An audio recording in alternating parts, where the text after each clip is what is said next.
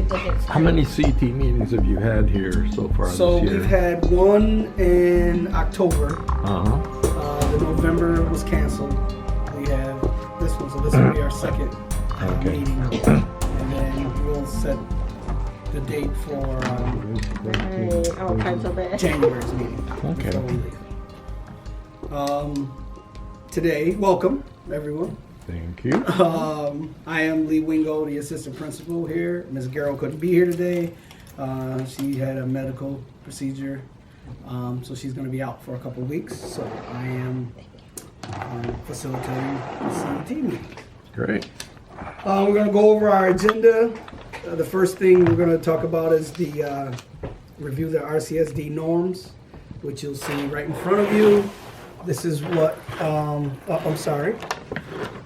This is what we, every meeting that we have, we follow these norms. And then the district sent us a slide of the purpose of the CET meetings, the CET overview. Site will give you an update on the site coordinator, the staff reductions, how it affected our school, and then we will talk about new business as far as some things that we had on last month's agenda that we would like to get back to in January. Okay? So like I said, first item was the RCSD norms.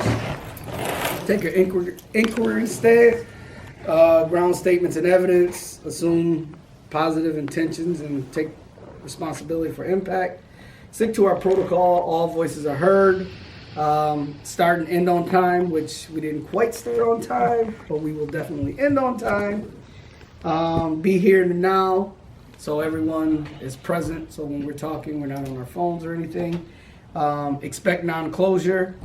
If we have any new items or things that we have to push to January's agenda, we can. And, expect discomfort when we're talking about things like last meeting, we talked about our data and our suspensions, things of that nature, which we'll get back to in January. Purpose of the CET meetings.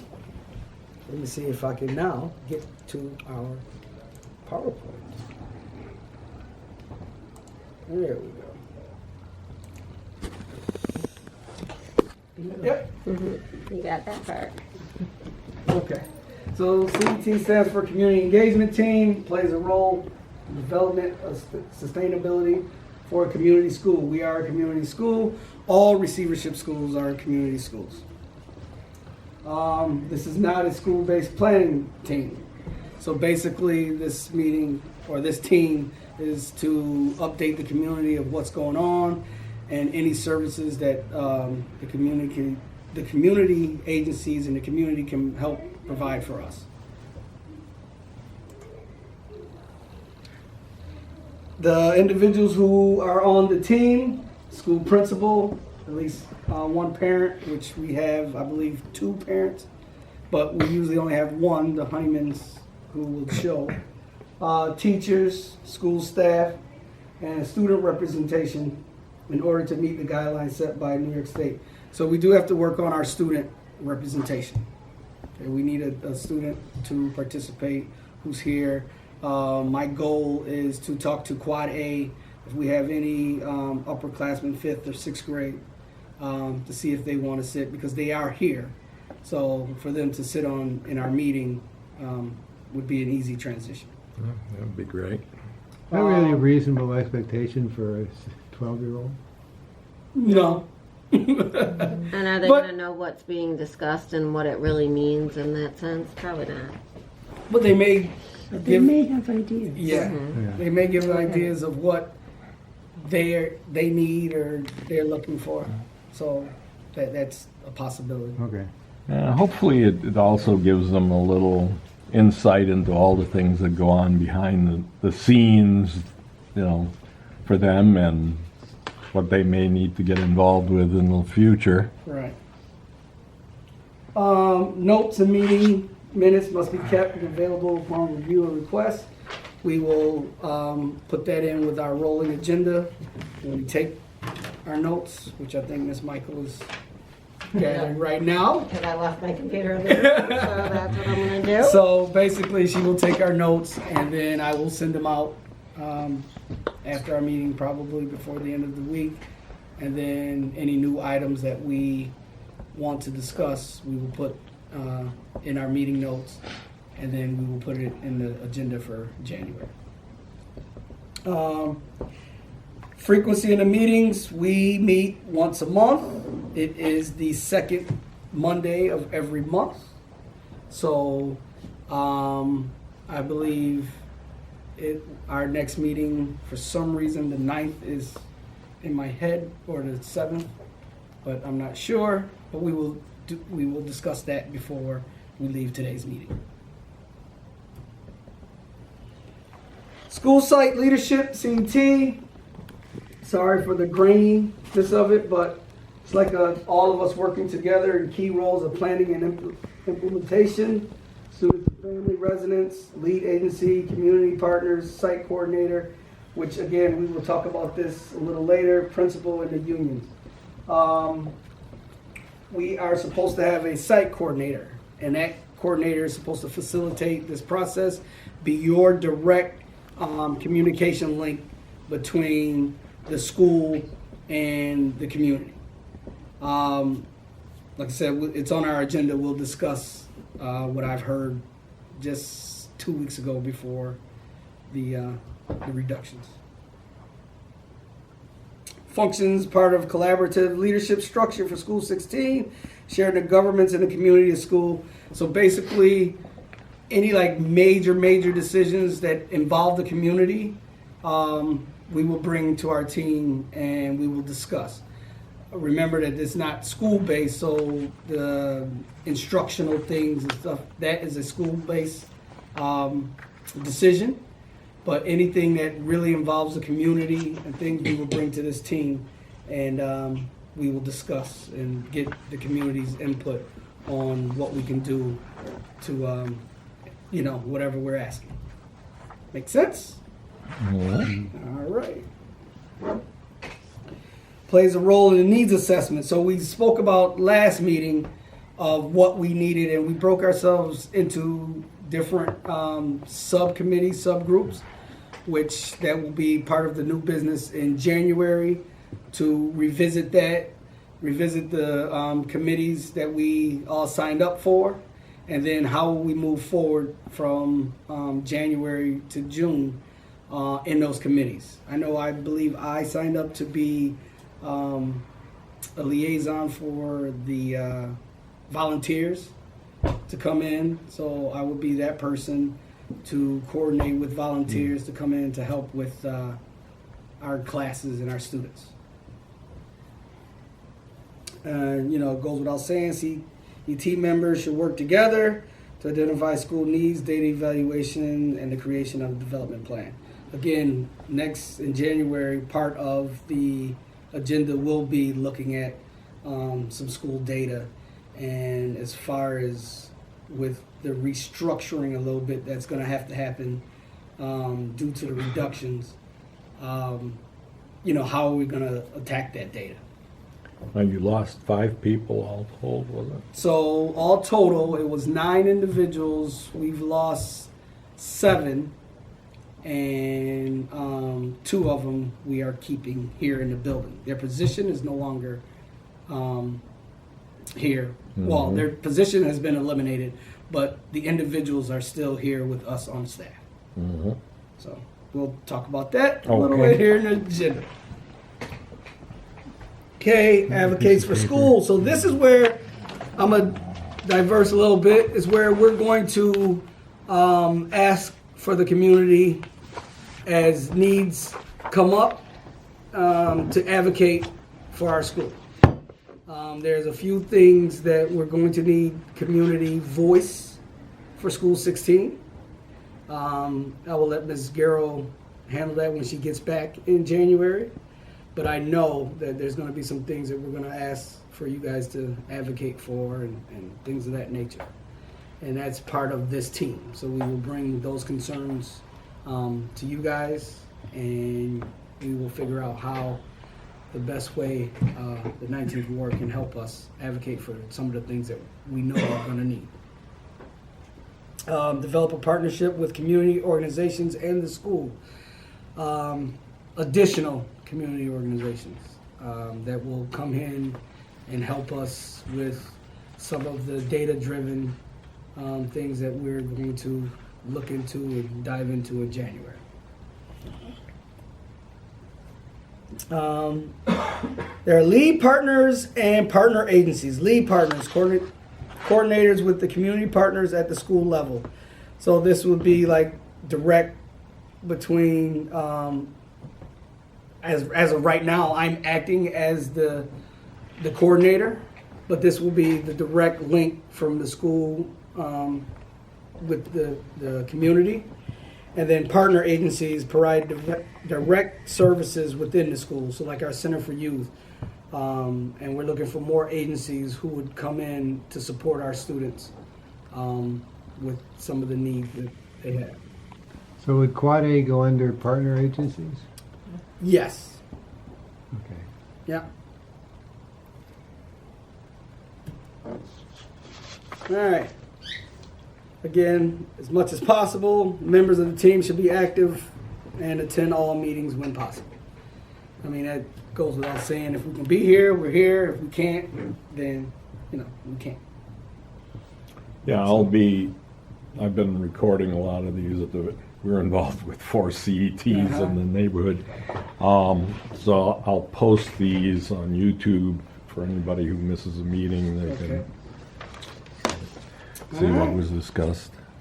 So, any questions, concerns, comments? Not yet. All right, let's go over to. So, site coordinator, that was our CET overview and the purpose of the CET meetings. Our site coordinator update. So, through when we knew that we were getting the staff reductions, we asked about the site coordinator because we haven't received ours yet. Mm-hmm. And we asked, was the reductions going to affect us getting a site coordinator? The answer we got was, as of right now, we don't have one, but that's because of the grant. So once they secure the grant, then that has nothing to do with the staff reductions or anything. So once we secure the grant, then we will get our site coordinator. And as of right now, they haven't secured the grant. Is that a state grant specifically for receivership schools? I believe so, yes. Okay. Do you have So- a timeline? Probably didn't. get We a do not timeline. have a timeline. Again, I know the district's dealing with a little, another pressing issue right now. So, but no, we did not have a timeline. We do know that some schools have received theirs, but it was only because that individual was already working in their building. So they were able to just move that person into to that site coordinator position, where we don't have anyone the individual that we chose, that we wanted to hire for he teaches at another school. So once they solidify the grant, then he'll be able to move over and start this. And it's my understanding that he has done this before, so he'll jump right in and he knows exactly how to move forward. Staff reductions. So here we go. Our staff reductions, we had 9 individuals impacted by the staff reduction. 2 were, their jobs were eliminated, but they were able to stay in the building. One was intervention teacher and one was a paraprofessional. So their job was eliminated, but they are still here in the building. Go ahead. Here in the building, for what? What are they assigned to do? Okay, so one of the individuals will be assigned back into a classroom Mm-hmm. because we lost 4 classroom teachers. Mm-hmm. So those classes are now open. And one of the intervention teachers is moving into one of the classrooms. So that will only leave us with 3 open classrooms as of Friday. Mm-hmm. And then we also, with our 3 intervention teachers cut, we were left with 1 intervention teacher and 1 reading teacher. So that's a major blow because we were taking great gains towards instructional practices and instructional strategies that we were working with our teachers, and everything was moving along, and now we don't have that anymore. And so that's going to set us back a little bit, especially when we start looking at the data come January on how we can attack those. Like, one of our major concerns was math. And we spoke a little bit about this last meeting about how can we improve our math scores, because that's one of the indicators for our receivership goals. And we started to implement a math workshop with our teachers, our intervention teachers, and our intervention teachers was helping develop this, and now they're gone. So we're back to square one with instruction of how can we move our students to meet our state indicators. Oh, they're gone. They're no longer here now, or it's the end of the month, or So everyone received the letter, and they're working until December 20th. Mhm. So as of December 20th, they are no longer with us. Mhm. One was rift, meaning she no longer has a job, and then one was displaced to another building, and then one stays with us, but are going back into a classroom. Intervention teachers. Can you define that a little bit more for me? We work with small groups of children based on, we give them all assessments based on what our school needs. We pull small groups of kids pretty much all day long, and then we go through and have data meetings to make sure the kids are progressing, if they're meeting their intervention, if they need to change their intervention after every 6 weeks. What else add on to that? We reassign the groups. It's essentially remediation, helping students catch up. Instructional, yeah, to get to their grade level to hopefully be dismissed. Yes. And now there's one. And now there's one. Now there's one. Good luck. Sorry. And then there's one reading teacher left, which we only had one to begin with, so that's what we're left with. So in essence, we have to redesign our entire instructional focus this year Yeah. in our building. Now, the 65 million that we've been hearing about, or whatever it is there, that's what was owed from last year plus the shortfall they're expecting this year? It's a combination of both, yes. So I don't know the particular numbers, but listening to Superintendent Dade's message on Friday, it stated that part of the reductions was to catch up from last year. And, and then, yes, they're going to work to see what the anticipated deficit that we're going to be into this year, of how we can close that gap and then move forward. So that's what the reductions were all about for. So what happens to the 3 open classrooms?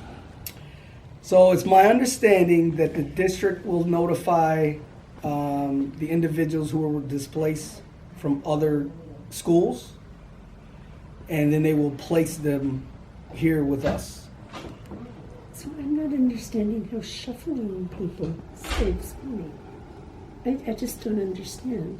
Well, there were a lot of layoffs, like people who no longer have jobs at all. Those were the people lowest on the totem pole, like who were hired last.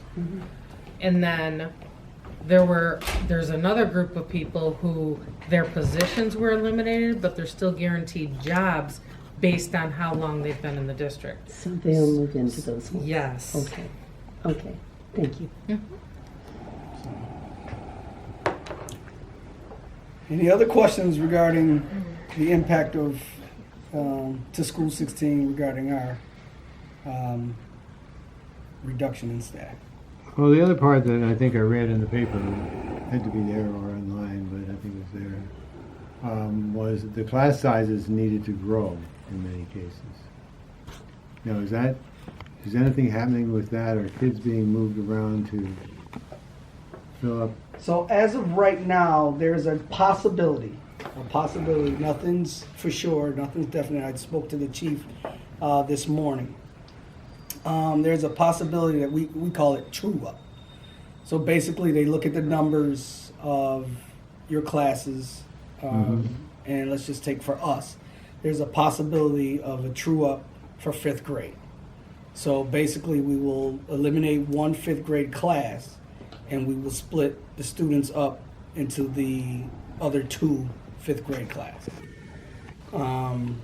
Again, that's a possibility. It's a likely possibility for us here at School 16, but I was told today they haven't touched, they're doing the reductions first, and then they will look into the true up. So within the week, we should hear something at School 16 as far as if they are definitely going to true up that 5th grade, and then I have to make a decision of where students go and what teachers stay in those classes. So there wouldn't be any true up that goes between school A and school B and school C? I have not heard anything to that point as of right now. The true ups is only from our school, and it's only one grade level, and that's our 5th grade, our 5th graders, because we have 3 classes in 5th grade. The board can vote no. I mean, they can just say, no, we're not doing this. But then I don't know where that leaves us financially. So, I mean, the vote will be December 19th.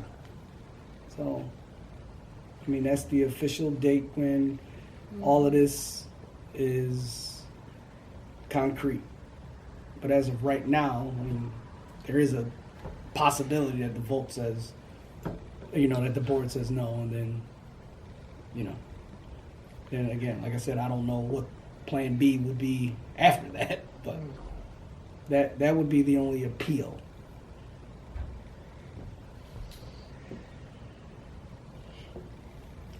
So.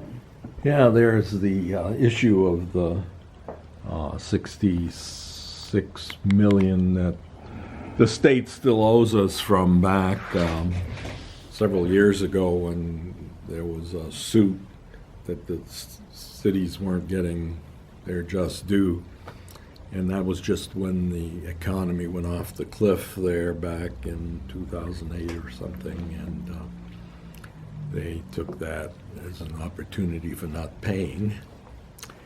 But I know there are some groups that are still agitating for that. But we'll see.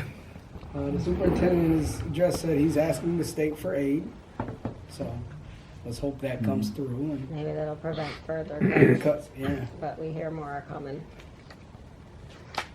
Yeah. Well, this doesn't add up to 60-some million eventually. Yeah, no. These teachers are paid a little differently than most, right? Yeah. Yeah, Yeah. trust me. My little pocket change isn't gonna solve the budget problem here, but So that's where we are, and now So we talked locally about what's in School 16 in terms of cuts. What's happened at central office? I do not know. Only thing I know for sure is that 2 of the deputy superintendents Yeah. something. were let go. Cecilia. and, Cecilia and Beth, but then And they Beth. hired They- somebody else and Yeah, they brought replaced. somebody else in. So it really wasn't. But that's a all I thing. know. I don't know I forgot. Okay. anything else that happened in CO or what happened or anything. Yeah, that was the only two that we've heard of, and then because our union told us that pretty much they said they're cutting, and then they hired somebody new to take those positions or whatever they're doing. So it's not really fair. I don't know about administrators either. They were supposed to do something with 12 administrators. It said on one paper I saw, but I don't know if those were like positions that were just being held for somebody else that was coming in or something. So I don't know if that's really true or not true. Okay. So any new business items that you would like to put on the agenda for next meeting? Our next meeting will be, let me see, does the vacation impact the next meeting? Yeah, so our Is it next the meeting will second? be it will be the 13th. January 13th will be our next meeting. January 13th. Okay. I know we will talk about subcommittees, so we can put that on the agenda.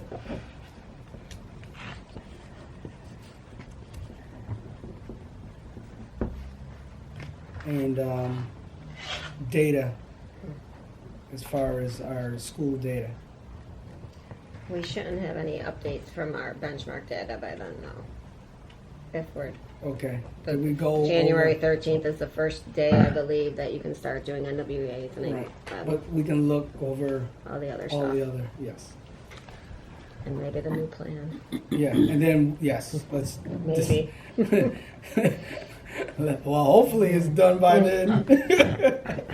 Yes, the new plan, discuss the new plan of, because at that point, we should have teachers in place and things of that nature. And if not, is where we go back to where we would need you to advocate for us at Well- that point. But, They're supposed to tell them in the next 2 weeks. well, They that's what I'm better have saying, teachers in hopefully place by sixth. January 13th, we should We have. should have all new all teachers. new teachers in those positions. And that's what I'm saying. If we do not, is when we would lean on our community team to say, hey, it's where we would need you to advocate for us. How bad would that be? You were just laid off, but can you come back and sub until we find someone to put in your position? Yeah, right. Yeah. So, This is the second Thursday of the month we've got coming up, right? So that's Delegates Council. If you get a chance, the 19th Ward Community Association each month has a Delegates Council. The district, the 19th Ward is divided up into districts, and each district sends a delegate to the Delegates Council, which is kind of like the House of Representatives for the 19th Ward, I guess. And it never hurts to have principal or teachers or somebody from the school that we've been trying to do a lot with, stop in and say hi, My name is, and just came in to get a feel for what goes on in the council, and what date is this?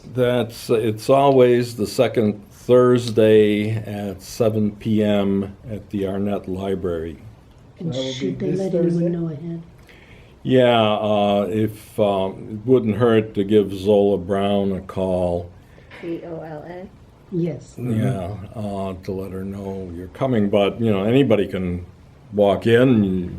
It's just if you want to have 10 or 15 minutes to say a few things, it'd be nice to get on What the time does it calendar. start? It starts at 7 Start at 7? and runs till People wear Pretty- out. till people wear on. Oh, about No, because the 8 o'clock, 7:30, 8 o'clock.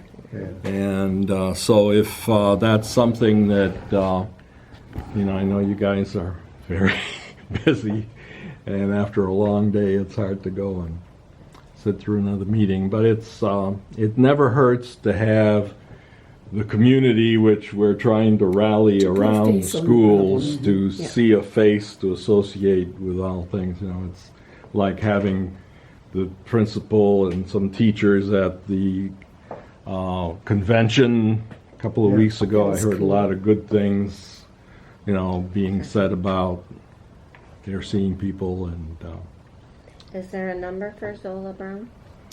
Zola Brown, I don't know if I don't think, wait. Got an email for sure. Mm.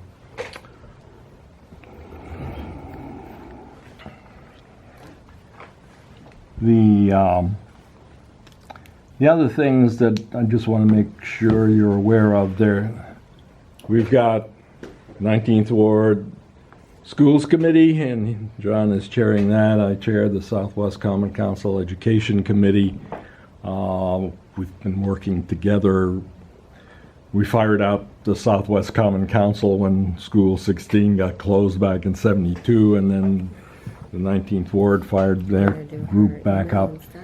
So we've been fighting the same fights and managed to keep this open, and School 10 also, which was due for moving over to Cobb's Hill area.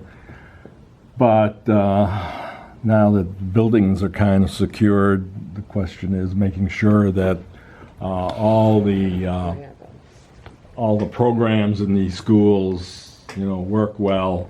And early on, when we started fighting for 16, we got together with Ralph Spezio, who was the principal over at School 17 when it rose from really bad state to a model school back in the 90s. Then, That's good to know. then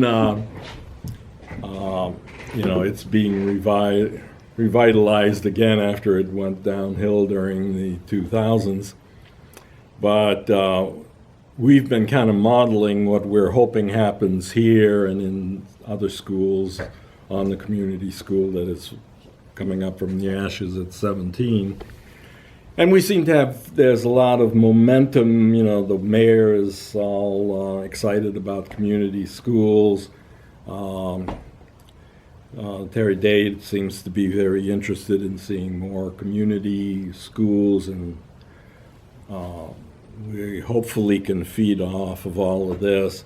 One of the things that we think is important in doing that is getting more local participation in the schools, so that you've got more parents that are within walking distance of the school so that they can be involved, because if their kid's going to a school on the other side of the city, it may not be all that easy for parents to get involved. So we've been, we also got going, John and I both are working with the Rochester Coalition for Public Education, which is a group that's probably predominantly ex-superintendents and you know, principals and educational folks, plus a smattering of you know, others.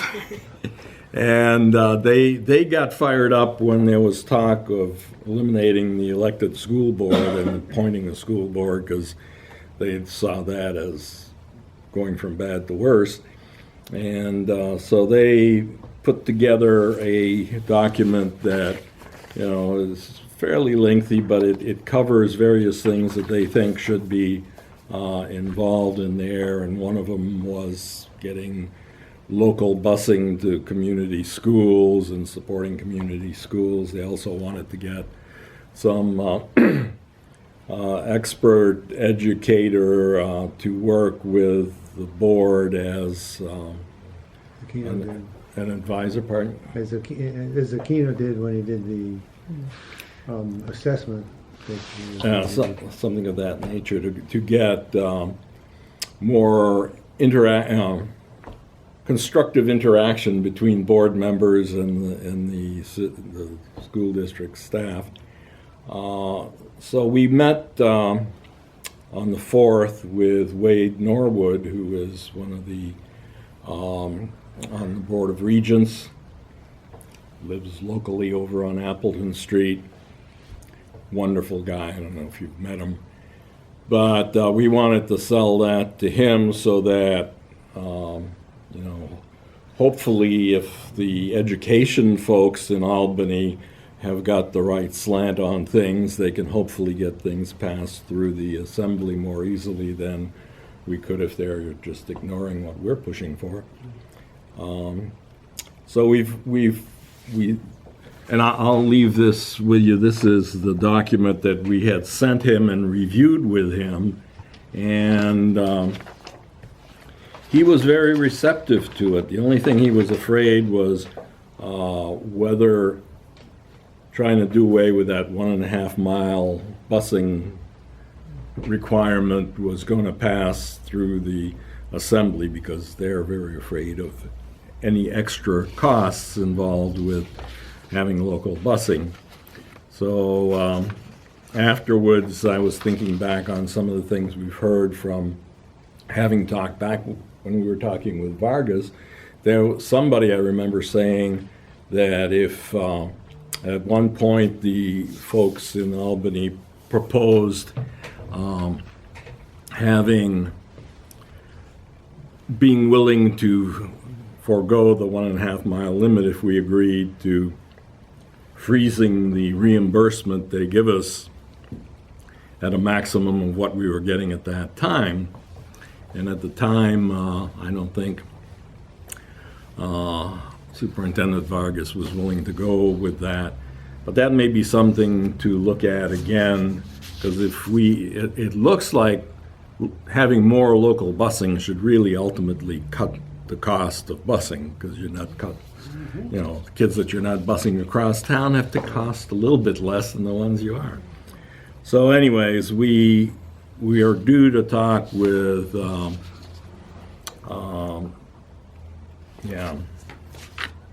one of the assembly, Harry Bronson, next Monday, and review what we've heard from Wade Norwood. So those things are going on in the background, and in a way, some of this, videoing some of these things, making sure that people see what's going on in the community, that there's active efforts to improve schools and all these things, give people a more positive array. The results of that meeting with Wade Norwood are reviewed on the last page of that email that I had sent out. You can keep that and look through it if you want. So anyways, those are some of the things that, there are so many things that we need to do, and something that you could do to help us is if you've got any parents, young people, to get involved with some of these committees, because it's so important to get representation from current parents. It would be, we have a school district that is predominantly minority, and I go to all these meetings and I look around the room and we've got a bunch of white, gray-haired men. Sometimes we have some white, gray-haired women at the meetings, and consider ourselves happy when we have that. But we need to get more diversity in these groups. Anything you can do to help us with that would really be helpful. So anyways, that's for what it's worth. On the January meeting, we're talking about school data. What specific data are we talking about? Because one of the things, if you just, from what John just said, is to look at sort of a pin map of where the kids live. So are we anywhere close to having any kids at all from the 19th Ward? How far away do they come? And we can just start to put that together, but that's a map that says, here's the cluster of people. How would we like it to be? What would the busing costs be there? What are the advantages in terms of parental involvement? Attendance rate would certainly go up, I would think.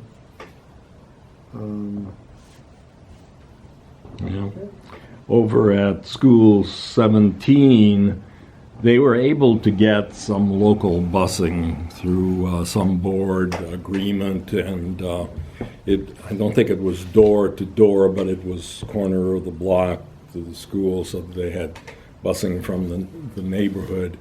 And that in itself didn't open up the floodgates of local people, but then the teachers went door to door in the neighborhood, recruiting for, to get more local kids involved, and that's something that we hopefully can do. And of course, it would be nice if the school district can then follow up with local busing, and this is a hard year to say spend more money, but Wade was, talking about trying to get foundation aid for doing some of this local busing. But last time John and I were in talking to Terry Dade and Dan Loengard in June, they were talking about, we were saying it's about $66 million of busing each year, and they were saying, I think it's closer to $100 million now. It's the first time I ever heard that number. Yeah. For busing? Yeah. For a year from Reimbursement for crosstown busing. So I don't know So it whether includes the 66 RTA or fees. 100, but Plus the yellow buses. Seems excessive. Yeah. yeah, you always wonder when you're looking at this, where does the resistance come from? There are certainly a lot of people who are making a good living off of all this, but It also includes the busing to charters, the busing for urban suburban. Which we have to do. Yeah. Mhm. Yeah. And that's more expensive per pupil. Both of those. Really? Oh, yeah. Why would it be more expensive? Fewer kids per bus. Oh. That's my guess. Plus the further distance. yeah, the Certainly thing, for urban suburban, so you got kids from the city going to Right. Pittsford or wherever. It's a lot further than going from here to wherever. Sounds right. Well, I think of like my son's busing and everything, and there's nobody on those buses. yeah. Yeah, if you could have, small buses that do the rounds here, they can do 2 or 3 rounds of the neighborhood, picking up kids and bring them in. The thing that is a must if we're going to really get back to that is parents are counting on the crosstown busing to give them half an hour more to get to work in the morning. It almost requires having the school open at least, so the kids can go into the cafeteria. Maybe they have breakfast a little earlier, but that's a component of trying to get the local involvement. That is a reality with today's poverty we have in Rochester. In the old days when kids went home for lunch, those days are long gone. That would be good. But School 29 is doing recruiting for next year. What, for students? Yeah. And for pre-K and K. To check people in. That makes sense. I mean, when I first started, the kids all walked for the most part. All walked. Yeah. So, anything, if you could make it to the Delegates Council either this time or in January, inviting, any ideas that folks from the 19th Ward might have for a project to do with the school, like over at 29, we ended up, and it was part of the Blocks in Bloom folks, the gardeners who like to go in and beautify some streets. They'll go in and talk to neighbors and talk them into doing something in their front yard, so something that will make the street look better. And we got involved with, my wife was involved with that, and then we got the school involved because there's an empty lot kitty corner across from 29, and we ended up getting a butterfly garden in there, and we got a little free library got the city to, you know, get some gravel so we could have a little walk past the Little Free Library. They put up a bench there, and the kids this year were painting ballards, and they put up some railing on the ballards that they always put up around these empty lots, trying to get, you know, a more attractive situation and interaction between the school and the community. We're still hoping that neighbors get more involved with the garden than they have so far, but they seem very appreciative of what's been going on there, and things, you know, anything we can do that brings the neighborhood and the school closer together is a positive thing, you know, because that's one of the things that local involvement is so important for. If kids go home and the friendships they made here go back into the community, then their parents get to know one another, you know, and you have this whole protective group of people that keep an eye on the school, make sure things are going well. And we've lost that with all this busing we're doing all over town. So anyways, appreciate all the good work you're doing. Is there a way to set something up? There's been a person really successful at School 10 working with the Rochester Engineering Society, that he has the equivalent of like 19 full-time volunteers. Spread them out. But that's one person on the outside coordinating with people on the inside, not a person on the inside doing everything. Mm-hmm. But I mean, any volunteers would be nice, even just doing, like, if you're talking math facts and stuff, too. Yeah, I mean, there should be nobody turned away. Right. At I this think you want point, to you have know, some structure that people. they need to have something planned. They would- Like, if they're like coming in, you it's, did. yeah, you gotta have something planned. Yeah. And don't let me forget, I've got 4 names that we picked up, I think, at Square Fair there that I have to do something with, the people who were willing to do some It's volunteering. already December.